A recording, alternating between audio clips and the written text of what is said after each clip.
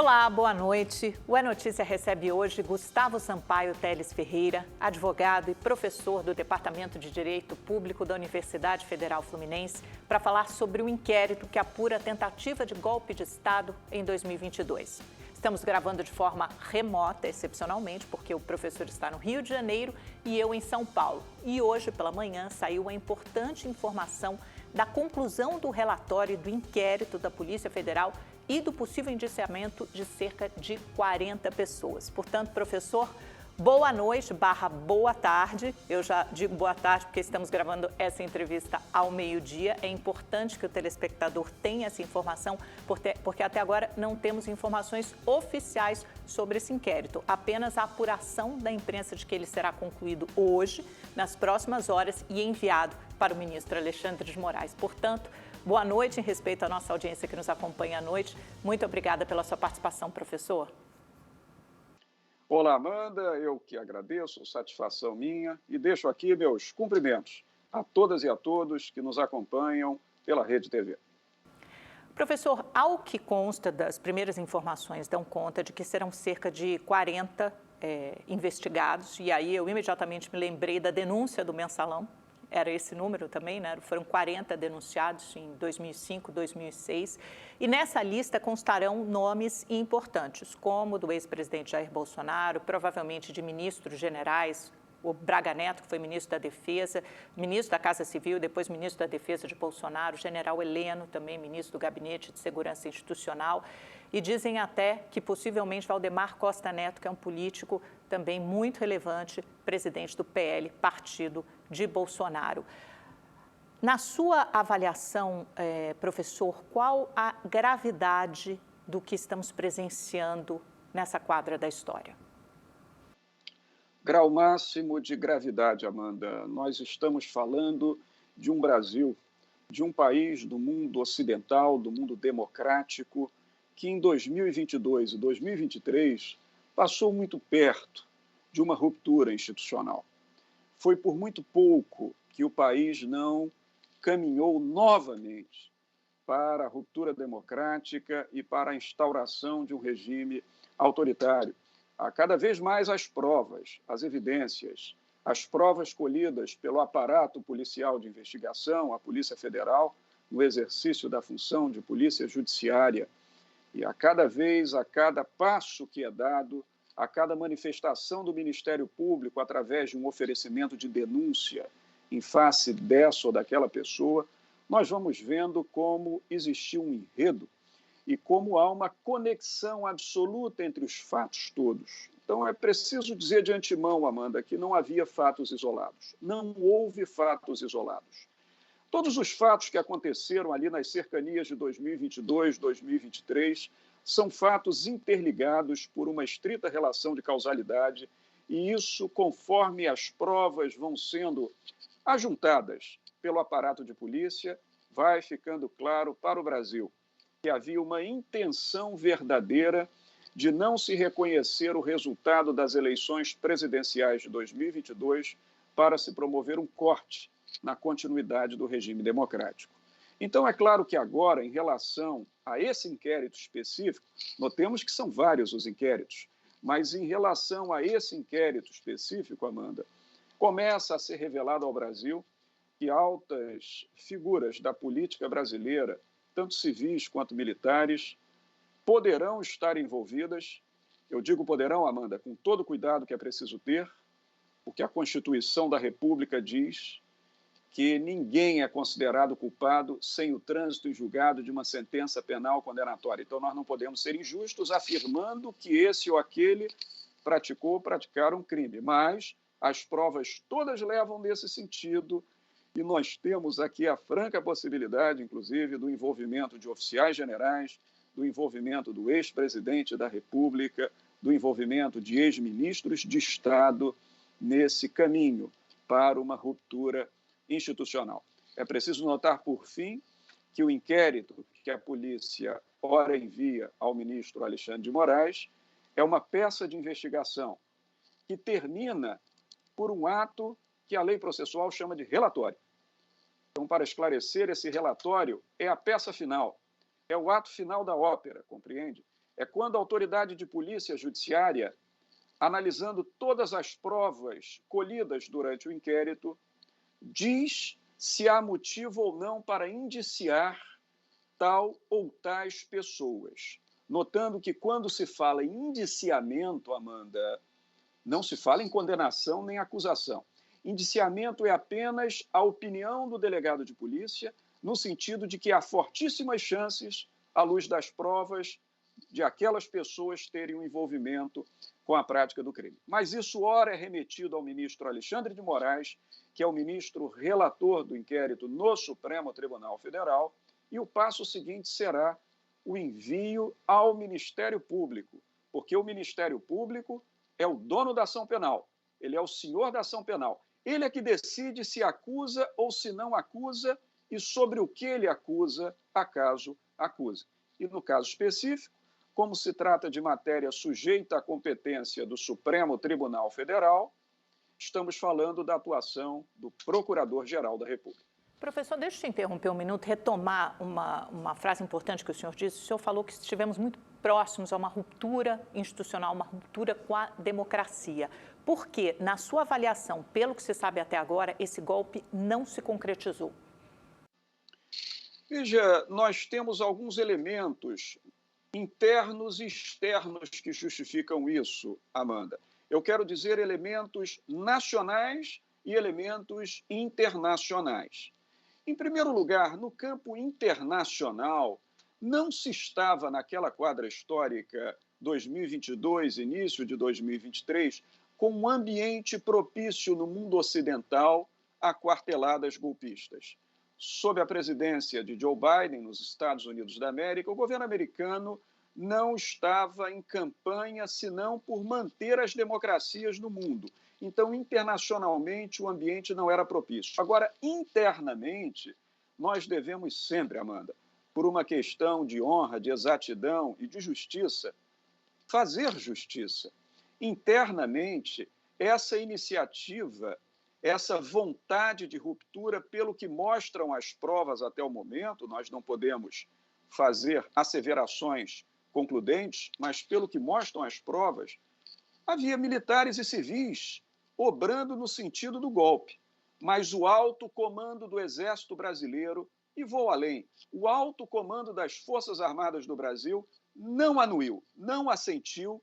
Então, meu respeito aqui ao alto comando das Forças Armadas, que agiu de forma legalista e não permitiu que uma ruptura institucional acontecesse. Então, esses dois fatores foram no sentido de não permitir que acontecesse aquilo que chegou perto de ocorrer conosco. Embora haja, e é importante fazer essa ressalva, né, professor, segundo os depoimentos e segundo os relatórios, inquéritos da Polícia Federal, as partes já divulgadas até agora das operações da PF, de que pelo menos um comandante das Forças Armadas, o então comandante da Marinha, que é o Almir Garnier, teria se colocado à disposição do presidente Bolsonaro para uma empreitada golpista. Eu tomei a liberdade, professor, até para deixar mais claro na cabeça do telespectador, na mente, porque são muitas pecinhas desse peça-cabeça, desse quebra-cabeça, concluir, formar uma espécie de linha do tempo, de cronologia dos fatos que já vieram a público até agora,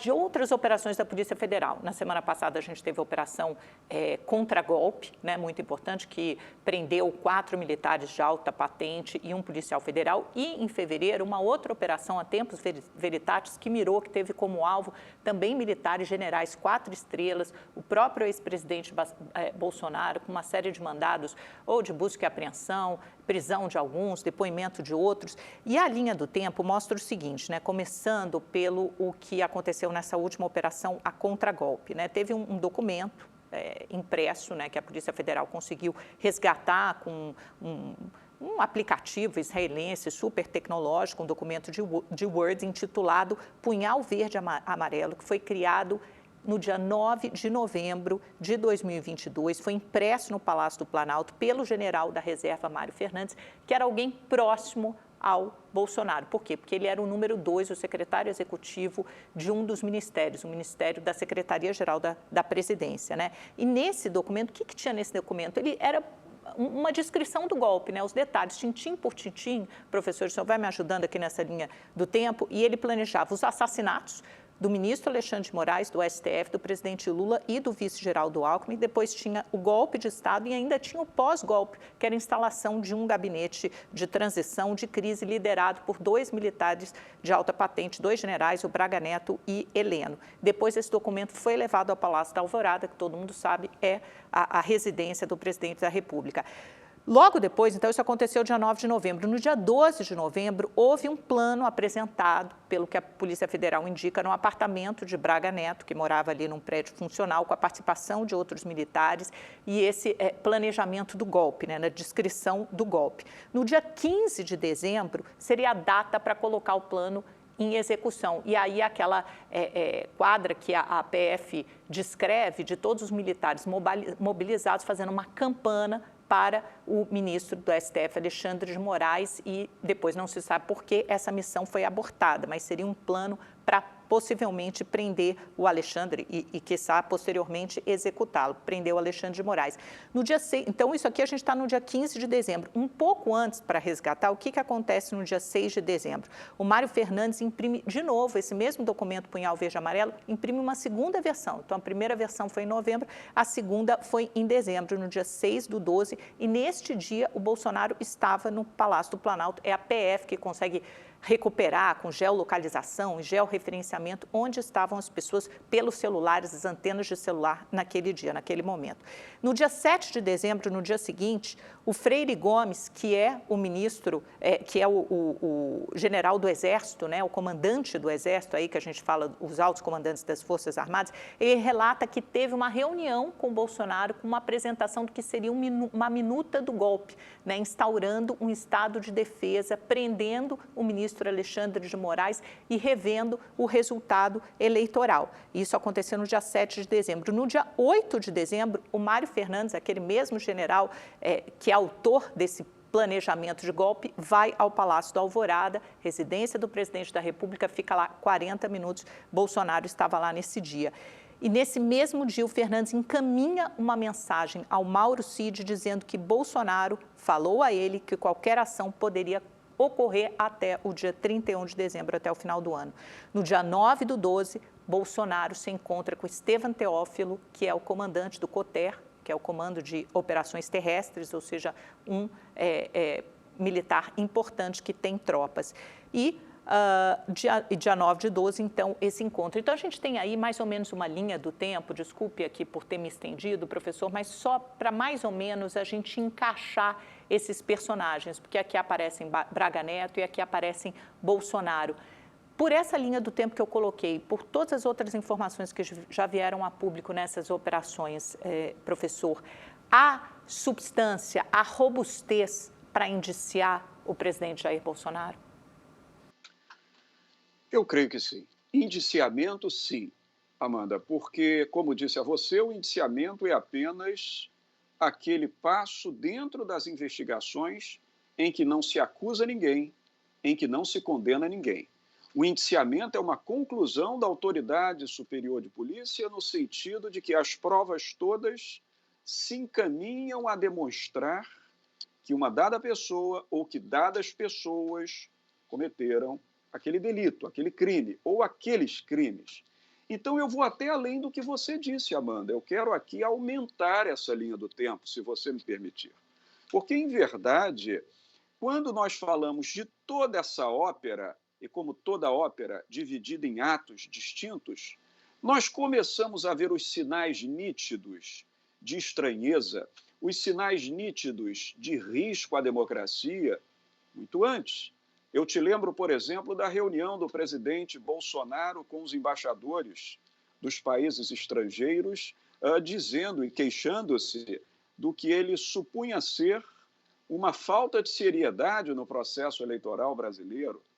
Depois nós tivemos também, por exemplo, o ato da Polícia Rodoviária Federal, no dia das eleições, na região nordeste do Brasil, em que o então candidato Lula da Silva tinha muito mais expressão popular do que o presidente Bolsonaro, e em que a Polícia Rodoviária Federal fez bloqueio nas estradas impedindo os eleitores de chegarem aos locais de votação.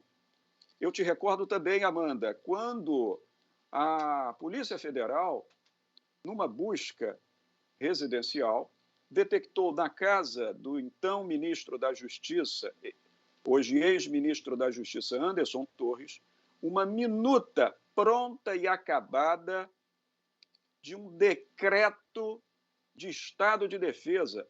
Lembrando a você o seguinte, o estado de defesa é uma ferramenta constitucional, sim, prevista no artigo 136 da Constituição, dada ao presidente da República. Ele tem o poder de decretar estado de defesa, mas tem o poder de decretar estado de defesa nos limites da Carta da República.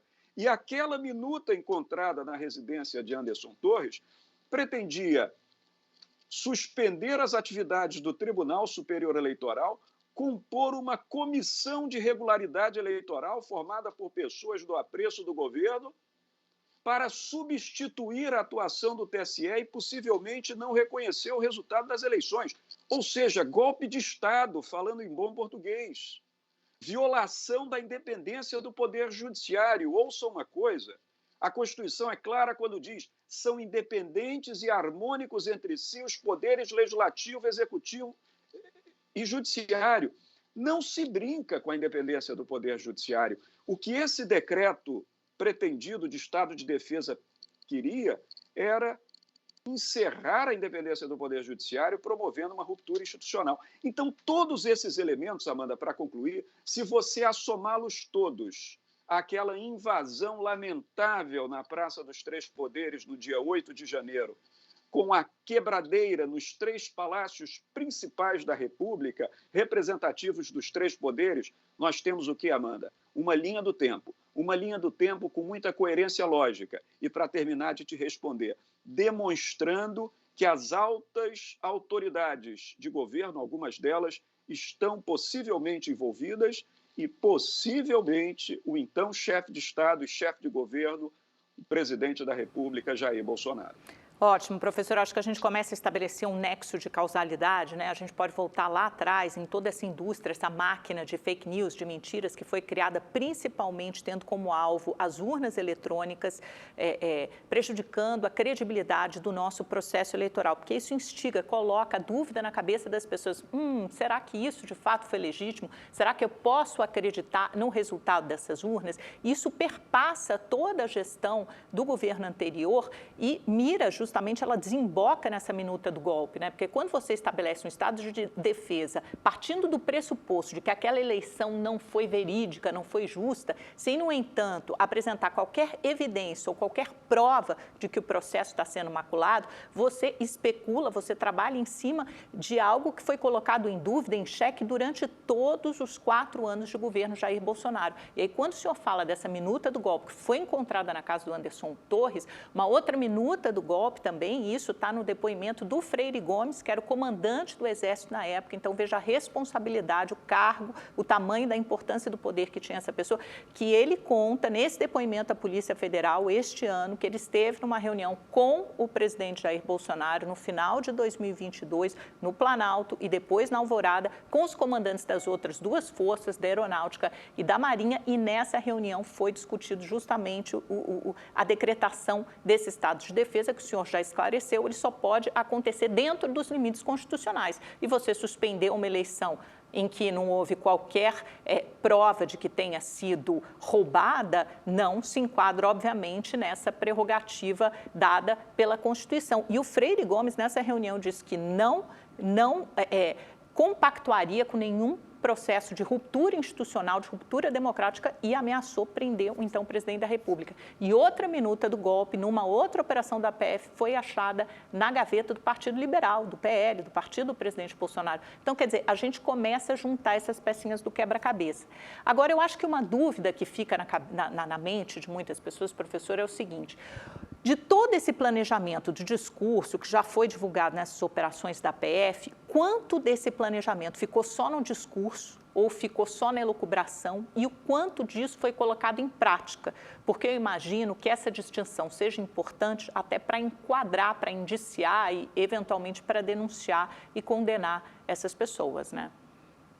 Certamente, Amanda, essa sua questão é fundamental e eu quero aqui, antes de respondê-la, dizer que eu reitero o meu respeito às altas autoridades do Exército, da Marinha e da Força Aérea Brasileira que não toleraram o golpe, porque são maioria. As Forças Armadas do Brasil são condignas, defendem a ordem constitucional, o Estado democrático de direito e a legalidade institucional. Então, meu respeito à maioria dos seus integrantes. Eu estou me referindo a uma minoria criminosa que obra contra a democracia, porque isso é crime, segundo a lei penal brasileira, com todo o meu respeito e reverência à maioria. Portanto, retomando, é preciso notar que há uma diferença importante, e a sua questão aqui, Amanda, é fundamental, entre pensar, planejar e executar, ainda que não se chegue ao resultado criminoso. Por quê? Porque em 2021, Amanda, nós tivemos no Brasil uma lei importantíssima, que foi a Lei 14.197. Essa Lei 14.197, ela revogou a antiga Lei de Segurança Nacional, lembra-se, a Lei 7.170 de 83, instituiu um título novo no Código Penal brasileiro, com crimes contra o Estado democrático de direito. Então, quando a gente abre hoje o Código Penal, na parte especial, que é a parte que define os crimes, nós temos hoje o título 12, que enumera os crimes contra a democracia. Dentre eles, 2 estão em jogo nessas operações todas e que são fundamentais. O crime do artigo 359-L do Código Penal, que é o crime de abolição violenta do Estado democrático de direito, com pena cominada de 4 a 8 anos de reclusão, e o crime de golpe de Estado, previsto no artigo 359-M, com pena de 4 a 12 anos de reclusão. E no direito penal, Amanda, o caminho do crime, o que nós juristas chamamos de iter criminis, ele começa lá na chamada cogitatio, expressão latina que diz cogitação, pensar no crime, querer o crime. Depois passa-se para os atos preparatórios, que a priori não são puníveis, compreende? Os atos preparatórios, que são os atos petrechos de preparação para a prática do crime, eles não são puníveis pela lei penal. É aquilo que o direito penal chama de irrelevante. É um irrelevante penal. Mas, a partir do momento em que aquele que pretende o crime coloca em prática atos de execução da prática delitiva, esses atos já são puníveis, ainda que o crime não venha a se consumar. Então, nós não temos um crime consumado, mas temos um crime tentado. Então, note, no caso da abolição violenta do Estado democrático de direito e da tentativa de golpe de Estado, tirar da cabeça o planejamento, colocar na prática certas ações, como, por exemplo, esboçar uma minuta para decretar um estado de defesa inconstitucional. Isso tem concretude, isso tem texto, isso tem documento provando. Arregimentar tropas, preparar pessoas da ala mais aprimorada de combate de uma determinada força, reunir grupos, fazer um planejamento de campana, ficar na porta da residência de um alto ministro de uma corte judiciária, à época presidente de um tribunal superior, justamente o Tribunal Superior da Justiça Eleitoral, fazer a reunião de petrechos para possivelmente levar a efeito o envenenamento de uma alta autoridade de Estado, isso já é ato, Amanda, de execução, entende? Isso não é mero ato de preparação. Se fosse mero ato de preparação, não seria punível, mas sendo ato de execução, pode caracterizar o relevante penal, a punibilidade pela tentativa da prática do crime. E tanto é verdade, Amanda, que, para concluir, quando nós fazemos ali uma visada nas decisões que o Supremo Tribunal Federal tem tomado pela condenação de militantes ali do dia 8 de janeiro, o que o tribunal tem dito? Que aqueles atos foram atos de execução e atos, portanto, que têm significação penal, e o Supremo tem condenado essas pessoas exatamente por crime de abolição violenta do Estado de Direito em concurso material com tentativa de golpe de Estado. E em concurso material, no caso dessas últimas investigações que levaram à prisão 3 oficiais superiores e pela primeira vez à prisão um oficial general, de 2 estrelas, um general de brigada, também há o concurso material de crime de organização criminosa, que é um crime previsto na Lei 12.850 de 2013, que é justamente a lei das organizações criminosas. E eu concluo, não se fala aqui em associação criminosa, que é crime do artigo 288 do Código Penal. É crime mais grave. Crime de organização criminosa é mais grave. E por que é mais grave? Porque ele exige 4 ou mais pessoas, uma ordenação estruturada de poder dentro da organização, baseando-se numa hierarquia. E há hierarquia nítida nesse processo para se atingir proveito pessoal, no caso, proveito político pessoal, através da prática criminosa. Então, nós temos aí, a priori, crime de organização criminosa, crime de abolição violenta do Estado de Direito e crime de tentativa de golpe de Estado, segundo as investigações que já vieram a público pela Polícia Federal. Professor, o senhor toca num ponto fundamental e eu acho que é importante a gente explicar para o nosso telespectador também como essa investigação se dá e parece que ela vai se desenrolando para chegar ao cume, né? Ascendendo na organização criminosa, e o senhor já me explicou em outras vezes, outras apurações, que é assim que normalmente a polícia trabalha. Você começa com os bagrinhos, né, entre aspas, por assim dizer, as pessoas menos importantes nessa escala de poder, nessa hierarquia, você vai subindo na cadeia de comando até chegar ao ápice. E aí eu acho que é o ápice, parece que é o que vai ser descortinado, revelado agora por esse inquérito da Polícia Federal, que são os altos generais, quiçá o próprio ex-presidente da República, Jair Bolsonaro. Como é que se constrói essa investigação até chegar nesse ápice, nesse cume, para que aconteça a responsabilização dessas pessoas, professor? Uma prova vai conduzindo a outra, Amanda, de maneira que a busca pelos menos importantes, entre aspas, não é que se trate aqui de uma busca que decorra de uma escolha pessoal da polícia. É porque quando se fala da base da pirâmide, fala-se de um número muito maior de agentes, de pessoas envolvidas com a prática delitiva e que deixam provas mais evidentes do seu cometimento. Você há de concordar que é mais fácil para o aparato de polícia investigar as pessoas que invadiram a praça, que acamparam perante o quartel-general do Exército, do que investigar as altas autoridades de governo. Mas o aparato de polícia faz isso porque uma prova vai contribuindo com a outra, e isso nós temos visto, Amanda, como você mesma já comentou, internacionalmente. Se você apurar o que aconteceu décadas atrás na Operação Mãos Limpas na Itália, não é? Dali a polícia italiana começou a investigar os agentes de rua até chegar às mais elevadas autoridades. Foi aos poucos, numa escala piramidal, compreende? E isso está acontecendo no Brasil. Na medida em que pessoas são presas preventivamente, pessoas são ouvidas pela polícia, acordos de colaboração premiada são celebrados, com base também na Lei 12.850, um vai contando sobre o outro, surgem provas periciais, documentais novas, e isso permite que a polícia investigativa chegue à culminância da pirâmide daquela organização voltada para a prática daquele delito, ainda que aqui nós não estejamos falando, diferentemente da Operação Mãos Limpas, de outras operações, não estamos falando aqui de delitos financeiros, de crimes voltados à produção de vantagem financeira. Aqui seriam crimes voltados à produção de resultados políticos, de manutenção de um grupo no poder. Mas, para efeito legal, é organização criminosa do mesmo modo.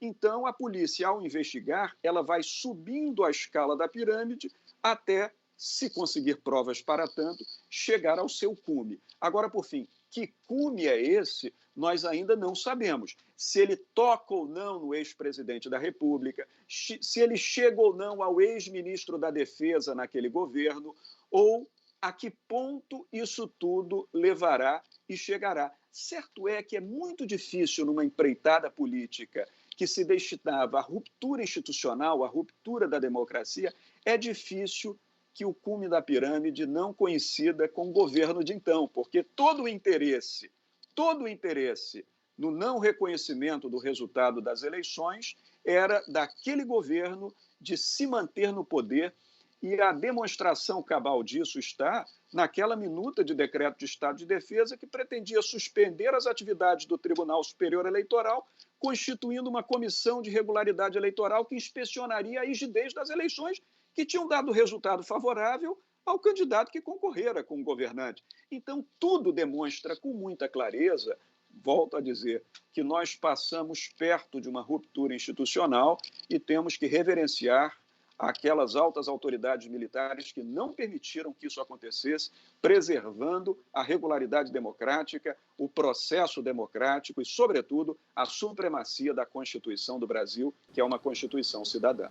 Pois é, professor, porque parece que a gente está assistindo essa pergunta que o senhor faz, né, que é uma pergunta fundamental, a quem interessa, a quem beneficia, que acho que deve ser a primeira aula de direito que você tem na faculdade, e fica claro, né, quer dizer, interessa principalmente ao governo de então, porque seria o beneficiado imediatamente caso a eleição de Luiz Inácio Lula da Silva não fosse reconhecida.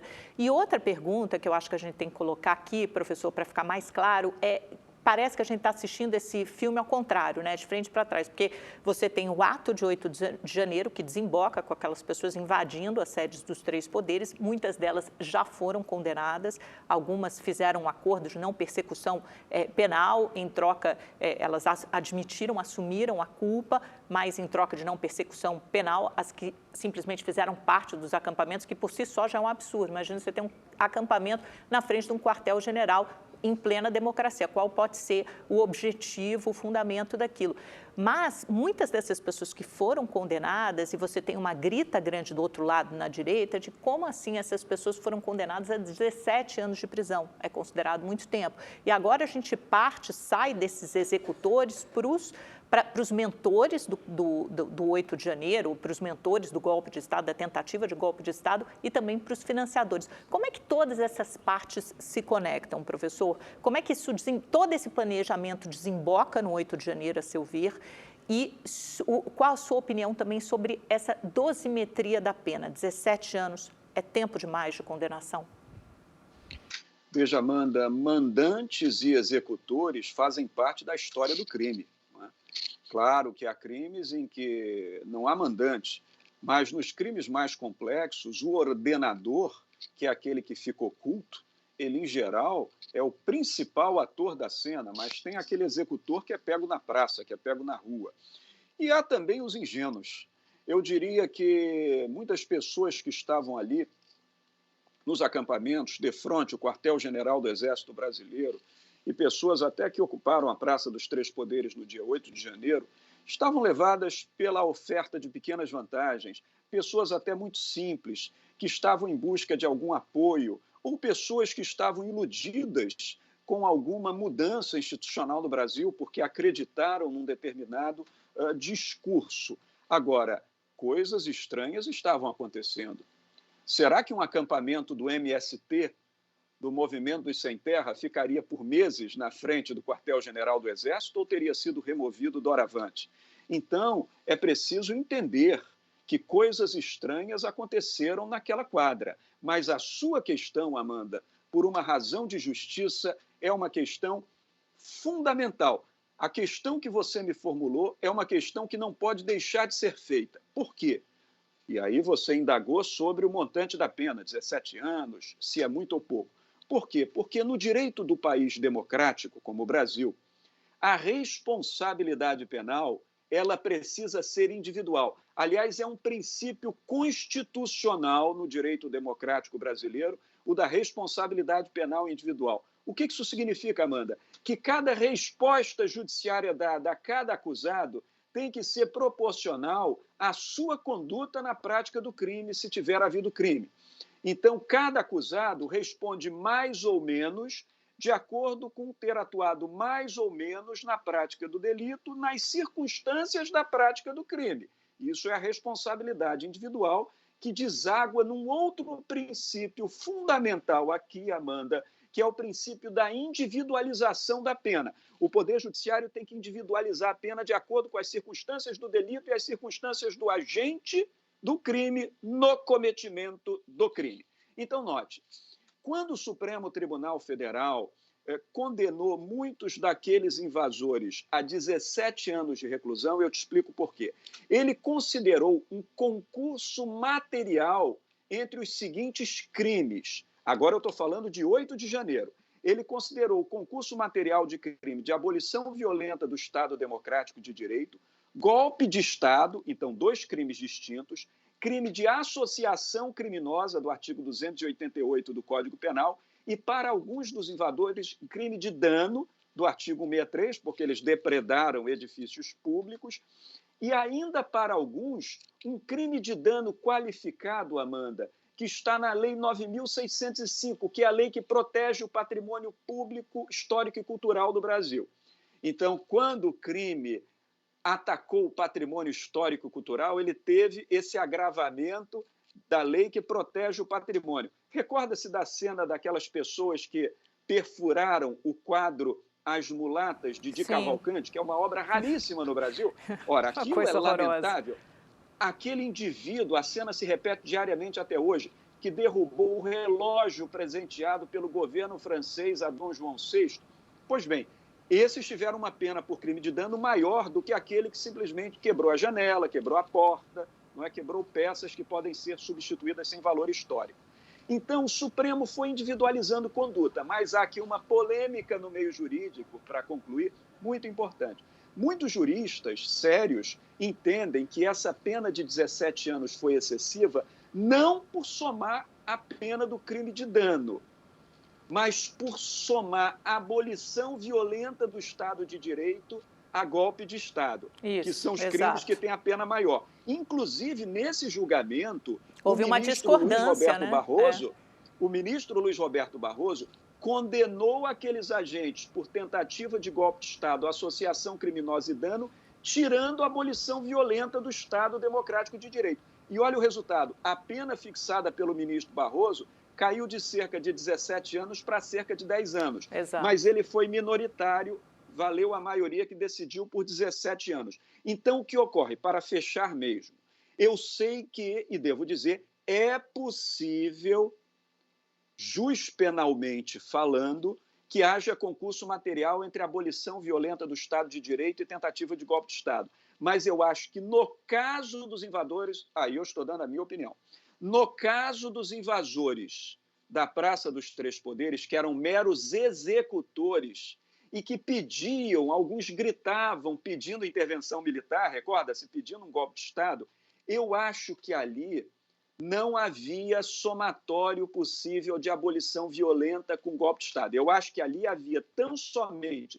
tentativa de golpe de Estado, ou seja, crime de golpe de Estado na forma tentada, associação criminosa, porque estavam todos juntos para aquele fim, e para os que cometeram dano, crime de dano. Então, na minha modestíssima opinião, eu acho que a pena ali deveria ter ficado em torno de 10 anos e não de 17 anos. Mas foi o que decidiu a maioria do Supremo Tribunal Federal. O Supremo Tribunal é a mais alta corte judiciária da República, não se tem dela sequer a quem recorrer, então essa é a decisão que se tornou definitiva.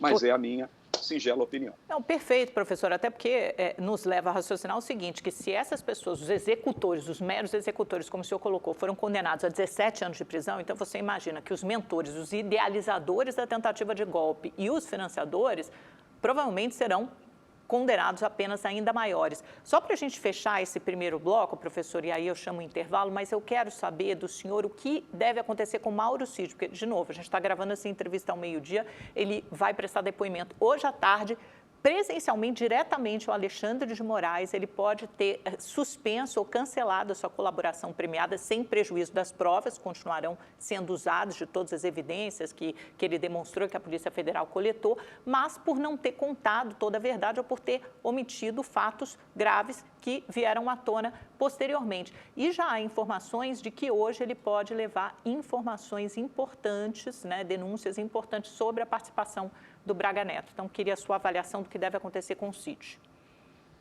Note, a Lei 12.850 de 2013, a Lei das Organizações Criminosas, é exatamente a lei que criou no Brasil o Instituto da Colaboração Premiada, importando de ordenamentos estrangeiros. Então, a colaboração premiada, ela está dentro de uma premissa de autonomia da vontade, compreende, Amanda? A autonomia da vontade daquele que colabora e a autonomia da vontade do órgão de persecução penal de receber aquela colaboração. Então, tem a natureza de um acordo. Nós podemos chamar, embora isso seja matéria processual penal, um pouco para o direito civil. É um acordo de vontade. É um acordo de vontade, no caso, entre Mauro Cid e o Ministério Público, o aparato de persecução penal. A Polícia Federal, o Ministério Público Federal. Como todo acordo, ele precisa ser o quê, Amanda? Cumprido. Acordos descumpridos podem ser, portanto, objeto de um sancionamento por esse descumprimento. E os parágrafos 17 e 18 do artigo 4º da Lei das Organizações Criminosas diz que a colaboração premiada pode ser rescindida pela autoridade pública quando o colaborador houver traído aquele pacto, houver desrespeitado a promessa formulada naquele pacto, compreende? Então, se verificar que Mauro Cid omitiu informações que seriam fundamentais e as quais ele estaria obrigado a fornecer pelo acordo. Note uma coisa, nenhum investigado é obrigado no direito brasileiro a falar contra si, a depor contra si. Ninguém precisa produzir prova contra si mesmo, essa é uma garantia constitucional. Mas a partir do momento que celebra um acordo de colaboração premiada, ele não pode mais omitir certas informações, porque ele assinou um acordo. Se ele omite as informações ou se ele dá informações erráticas ou erradas, induzindo a autoridade de investigação e a autoridade de acusação em erro, esse acordo pode ser sancionado no sentido da sua rescisão. E se ele for rescindido, perde efeito para o colaborador. Então, Mauro Cid, a rigor, eu nem acho que isso vá acontecer, mas Mauro Cid, a rigor, pode voltar para o cumprimento da pena, neste momento, pela violação do acordo de colaboração, aproveitando-se as provas, ou dessa audiência, diante do receio que ele terá da rescisão, talvez ele apresente espontaneamente informações fundamentais para garantir para si o benefício da vigência do acordo. Eu acho que é mais por aí, professor. Perfeito. Olha, vou te interromper um minutinho, nós vamos para um rápido intervalo. Em seguida, voltamos para concluir nossa entrevista. Não sai daí, é rapidinho.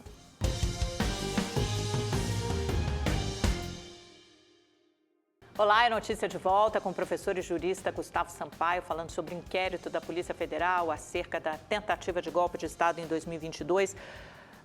Professor, qual o risco de termos, pela segunda vez, num período de 10 anos, mais ou menos, um presidente condenado e que está preso, segundo presidente da República? Qual o efeito, qual o risco disso para a democracia e qual o efeito numa sociedade tão polarizada como a nossa? Em uma sociedade democrática, a lei há de valer para todos. Então, se cometeu crime, seja o crime da natureza que for, crime contra o patrimônio, crime contra a administração pública, crime contra a administração da justiça ou crime contra o Estado democrático de direito, crime é crime, em qualquer território que seja. Se tiver havido prática de crime, uma autoridade de governo tem que ser sancionada. E se a pena for a pena privativa de liberdade, o país tem que acostumar a conviver com a supremacia da lei, com a autoridade da lei. Isso demonstra, inclusive, que da pessoa mais simples na sociedade à pessoa mais alta, todos podem ser condenados judicialmente se forem autores de algum crime. Portanto, nesse sentido, isso consolida a democracia. Todavia, é preciso notar que o medo existe. O medo é um sentimento humano necessário para a sobrevivência. Em se tratando de um ex-presidente que representa, não é, o apoio sufragado de uma grande parte das Forças Armadas, até porque ele mesmo foi militar, claro que há sempre um receio de que uma condenação dessa traga o resultado de uma animosidade de um segmento que esteve no poder contra a democracia.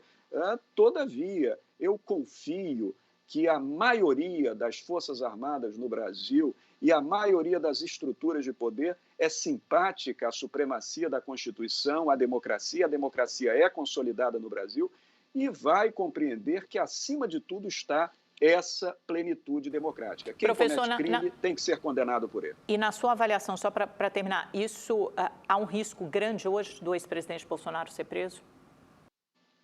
Eu creio que sim, eu creio que há, não neste momento, Amanda, porque o presidente Bolsonaro sequer foi acusado de nada. O que há são investigações em curso. Depois de uma investigação, o dono da ação penal é o Ministério Público, ele que pode acusar. E depois é o Poder Judiciário que pode processar e julgar aquela pessoa, condenando-a ou não. Mas mais à frente existe sim uma franca possibilidade de o ex-presidente da República ser condenado por crime contra o Estado Democrático de Direito. Outro problema que nós vamos ter que conviver aqui no Brasil são as Forças Armadas, né, professor? Porque muitos desses militares alvejados por essa investigação são militares das Forças Armadas, não apenas militares da reserva, mas da ativa também, generais 4 estrelas, quer dizer, desde o golpe de 64, eles nunca foram tão incomodados e alvejados por uma investigação como são agora. O ministro da Defesa, José Múcio, diz que esses militares não representam a instituição, mas paira aquela sombra de golpe, a sombra golpista sobre os militares, sobre o Exército, sobre a Aeronáutica, sobre a Marinha. Como é que fica? É possível separar o joio do trigo? Como é que fica isso, professor? É necessário separá-lo, Amanda, porque é preciso valorizar a consciência democrática no interior das forças e no interior das estruturas de segurança pública. É importante demonstrar que o valor ao qual se destinam as Forças Armadas é, sobretudo, da democracia e o da supremacia da Constituição. As Forças Armadas, Amanda, são fundamentais para qualquer sociedade, para o Estado brasileiro. E, portanto, as Forças Armadas têm que ser valorizadas, criando-se uma consciência democrática de que elas se destinam a defender a democracia, não a ruptura institucional. É bom lembrar que a República Brasileira completou nesse ano, agora há pouco, 135 anos de proclamação, e durante esses 135 anos, muitos foram os episódios de golpes e contragolpes envolvendo o poderio militar. Veja que Juscelino Kubitschek de Oliveira só tomou posse em 1956, depois de uma tentativa de um golpe militar que não queria a sua posse, quando o Marechal Teixeira Lott comandou dentro das Forças Armadas um contragolpe para assegurar a posse de Juscelino Kubitschek. Então, as Forças Armadas elas tiveram um protagonismo na história do Brasil, mas, nesse momento, eu acho que seria fundamental, sabe, Amanda, que houvesse uma grande auditagem, uma grande auditoria nas esferas de inteligência das Forças Armadas e das Forças de Segurança Pública na estrutura federal de governo, porque uma auditoria que poderia debelar, separar o joio do trigo e tirar as pessoas mal intencionadas do circuito, deixando nas estruturas de inteligência, nos órgãos de inteligência que são fundamentais, eu vou repetir, tanto na inteligência do Exército, quanto na inteligência da Agência Brasileira, a ABIN, quanto na inteligência do governo federal e da Polícia Federal, removendo as pessoas mal intencionadas para deixar apenas aqueles que são comprometidos com a supremacia da Constituição e com o regime democrático. A voz do povo é que tem que mandar. Se o povo escolher um presidente tal, esse é o presidente da República. O povo pode, 4 anos depois, escolher outro, mas sempre a vontade da urna é a vontade que precisa ser respeitada.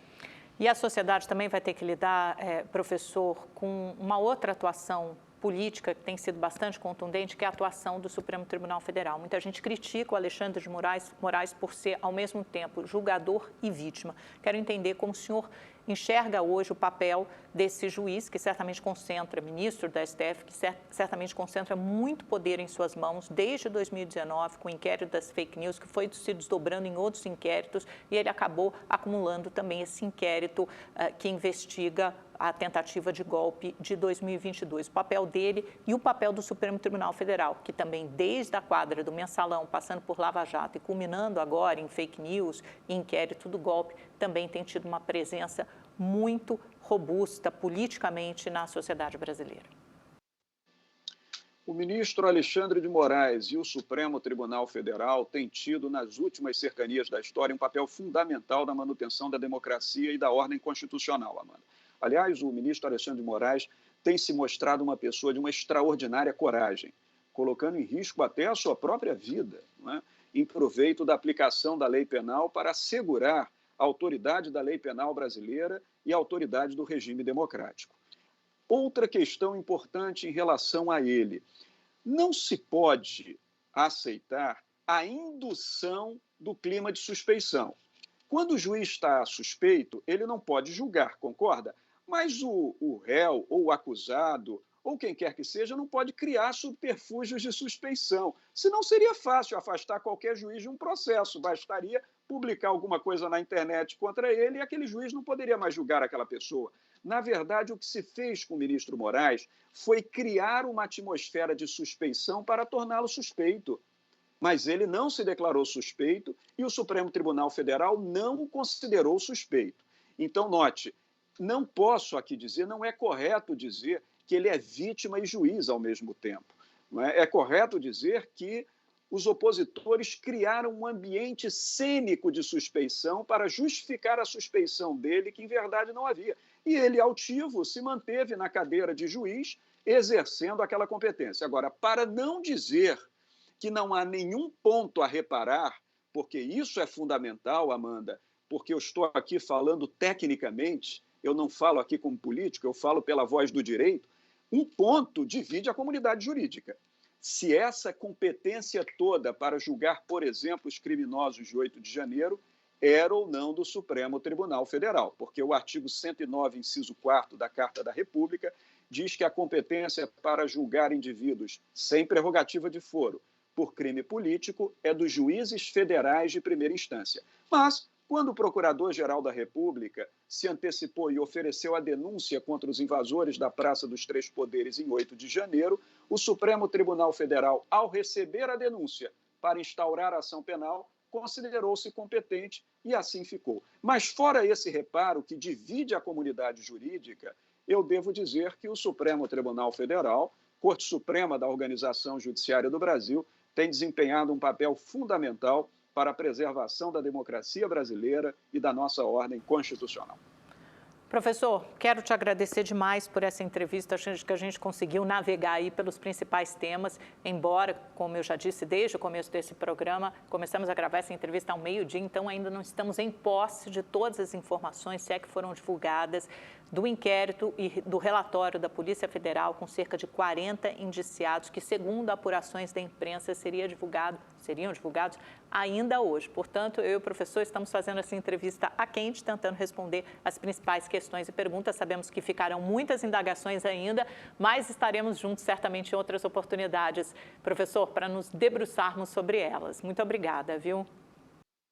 Eu que te agradeço, Amanda, eu desejo meus cumprimentos aqui a todos, emito meus cumprimentos àqueles que nos acompanharam aqui na Rede TV, dizendo que o nosso papel de cidadania democrática é defender, acima de tudo, o regime democrático contra qualquer tentativa de golpe. Porque se não fosse o regime democrático, Amanda, nós não estaríamos aqui dizendo o que nós queremos dizer. Esse é o principal. Viva a democracia. Obrigada, professor. Obrigada a você também que nos acompanhou, ficou conosco até essa hora. Saiba que quinta-feira que vem temos mais um novo convidado e um novo tema sempre aqui no É Notícia, às quintas-feiras. Muito obrigada, uma ótima noite, bom fim de semana e até a próxima.